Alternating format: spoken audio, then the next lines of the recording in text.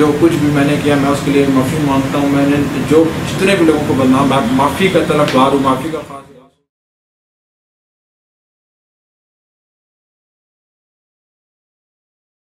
मुलजिम हादी को एफआईए के साइबर क्राइम सर्कल ने गिरफ्तार किया। मजीद जानेंगे इरफान मलिक से। जी इरफान, बताया कि इस कार्रवाई के हवाले से प्रेस कॉन्फ्रेंस के दौरान उन्होंने बताया कि अबकरी दवाखाना के नाम से एक जाली फेसबुक अकाउंट बनाया गया था जो सिर्फ खवातीन के लिए था। अबकरी फॉर वुमेन जो था गिरफ्तार कर लिया गया। मुलजिम ने मारूफ दवा साज कंपनी और इदारे के नाम से जाली फेसबुक अकाउंट बना रखा था।